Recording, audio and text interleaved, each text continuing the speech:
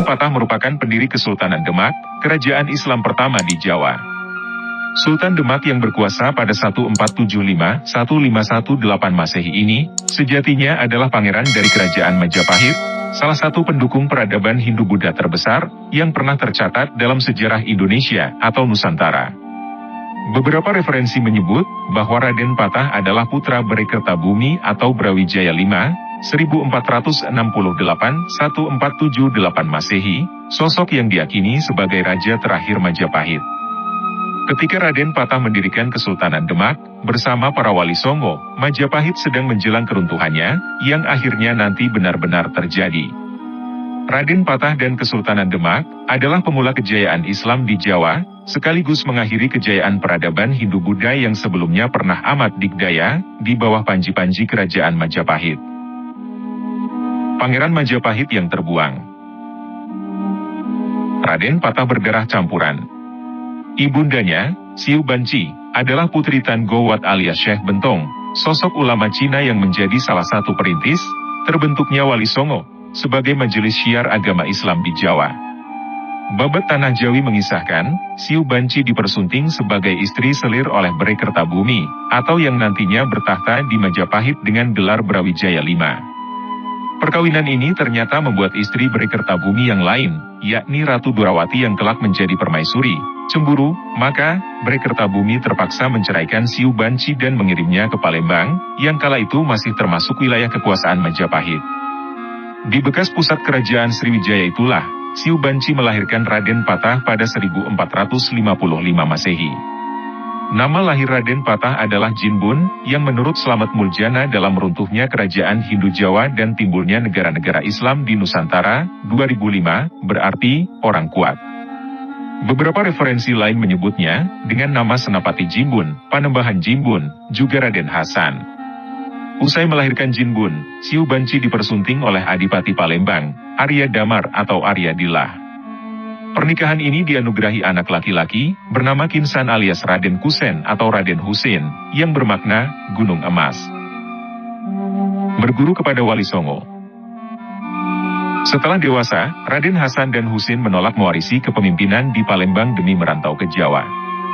Sejumlah sumber menyebutkan, keduanya sempat berguru kepada Sunan Gunung Jati di Cirebon, Sunan Giri di Gresik, dan Sunan Ampel di Surabaya, untuk memperdalam ajaran Islam. Dikutip dari Dukut Imam Widodo dan Henry Nur Cahyo, dalam Sidoarjo Tempo Dulu, 2013, ada dua versi peristiwa yang terjadi berikutnya.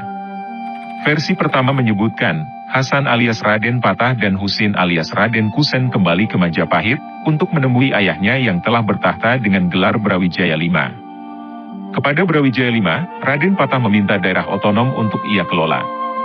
Brawijaya V kemudian memberikan daerah di Demak Bintara kepada putranya itu. Daerah tersebut dinamakan Kadipaten Demak Bintara. Sedangkan, Husin alias Raden Kusen memilih tinggal di Majapahit, untuk mengabdi dan diangkat sebagai adipati di daerah Terung, dekat Sidoarjo, Jawa Timur. Raden Kusen kemudian dikenal dengan sebutan Adipati Terung. Sementara, versi kedua menyebutkan, bahwa Demak Bintara bukanlah hadiah Brawijaya V kepada Raden Patah, melainkan wilayah yang dibuka oleh Raden Patah sendiri, atas petunjuk Sunan Ampel. Raden Patah konon enggan kembali ke Majapahit, selama ayahnya belum mau memeluk agama Islam. Mendirikan Kesultanan Demak. Raden Patah dengan dukungan Wali Songo, akhirnya mendeklarasikan Demak, yang sebenarnya merupakan wilayah kekuasaan Majapahit, sebagai pemerintahan baru. Kesultanan Demak berdiri pada 1478, Raden Patah bertahta dengan gelar Sultan Shah Alam Akbar Al-Fatah.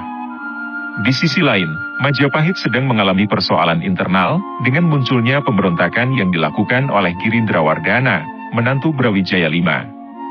Akhirnya, Girindrawardhana berhasil menduduki singgasana kerajaan Majapahit, dan bergelar Brawijaya VI. Raden Patah, menurut catatan dari Cina, wafat pada 1518 dalam usia 63 tahun. Atas keputusan Majelis Wali Songo, yang ditunjuk sebagai penerus tahta Kesultanan Demak adalah Pati Unus, dengan gelar Sultan Alam Ali Akbar II.